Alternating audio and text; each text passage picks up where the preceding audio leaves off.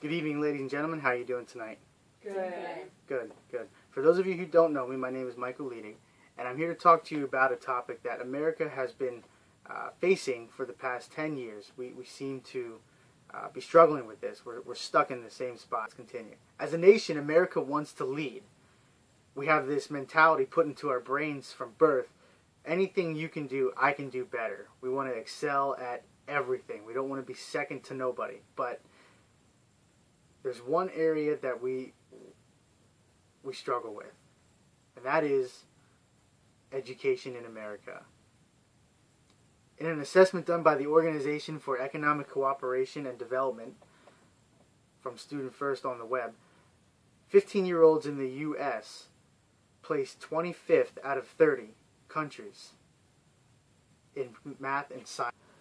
We have Finland in first. We have Korea, the Netherlands, Switzerland, Canada, Japan, New Zealand, so on and so forth, and here we are. Yes, the American education system is failing, but how? How did it get to this point? We're the greatest country in the world. Why are we failing in this particular area?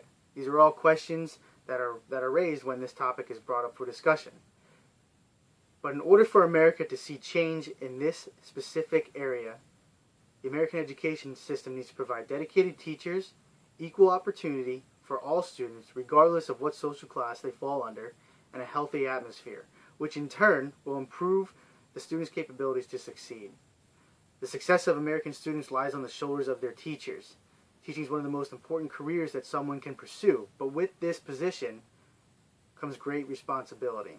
Finland's school success is an essay written by Anu Partanen that goes on to in detail about how Finland's schools have succeeded in their education system. Teachers are given prestige, they're comped for their time, they're treated with respect, they're given decent pay, but all at the same time they have a decent responsibility. They have a dedication and commitment to the student to see them succeed. It's not about how much they can make, it's not about how many rewards they can get a year for being the best teacher. It's about how well they can help the student achieve their goals. In America, this is unheard of. We see a lot of substitute teachers, and in a lot of urban schools we see a lot of substitute teachers for substitute teachers. In Jonathan Kozel's essay, Fremont High School, that's a perfect example of a student's class, is substitute teachers for substitute teachers. You know, students can't even get the opportunity to create a meaningful and a helpful, encouraging relationship with anybody because there's so many inconsistencies. Teaching in America for substitute teachers, it's become a revolving door position, and there's no consistency. So that right there hinders their growth as a student and their capability to succeed. So if America wants to see change in their education system, maybe following the Finnish school systems and teaching they need to show that there's a dedication to the student. If this is done, this will help boost the capability of their availability to succeed. Being in a healthy environment, that also plays a significant role in affecting the performance of the student. Unfortunately, in America, it's lacking. In America, you see a lot of times in urban schools, you see maintenance isn't kept up. Bathrooms aren't clean. Toilets don't work right. A lot of times there's either no heat or air conditioning during the cold or the warmer seasons. This in turn lowers the morale and the sense of care that a student even has. You can't focus if you're not comfortable. I know for myself I can't. On the contrary though, Finnish schools, they're to be healthy and safe environments for children. They offer free school meals, easy access to health care, psychological counseling, and individualized student guidance. There's a sense of care and dedication to the student. A healthy atmosphere in Finnish schools is a key part as to why they are successful in their education. If America as a nation wants to lead in this particular issue, this is another way that America should change. The reason people in America want to be treated equally, right? They want to be treated with respect. They want to have the same opportunities as everybody else. Well, American education, it's established separation by having these private schools. Private schools can cost upwards of $35,000 a year and predominantly receive more attention than urban schools. Neglecting to show equality to students will lower their morale and hinder their capability to perform.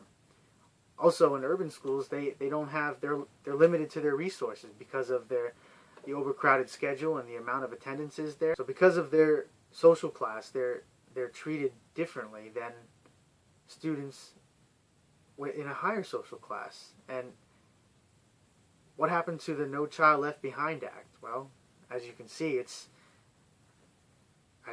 we're still stuck. With these three issues, this gives us an illustration of how much change America needs to make in the system to be able to succeed. There's proof already that if America makes these three changes, being in a healthy environment, being treated equally, and providing dedicated teachers, the success of education in America can change. Just look at Finland. Again, here we are 25th. Here's Finland. So again, we have a long way to go. Maybe instead of trying to be the leader all the time, maybe America should take a step back and say, hey, look, it's working for them. Maybe we should follow them. Think about when you went to school. Think about what the atmosphere was like. How were the teachers? What opportunities did you have or didn't you have? Think about now, if these issues were addressed back when you were in school, how would it be different today? Think about your children. What will the education be like for them?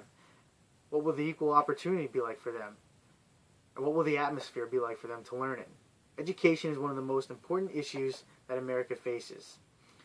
Maybe instead of trying to lead, we should just follow. It seems to be working for everybody else. By focusing on providing equal opportunity, dedicated teachers, and a healthy atmosphere, the success of American education will thrive. And after all, the children of today will be the leaders of tomorrow.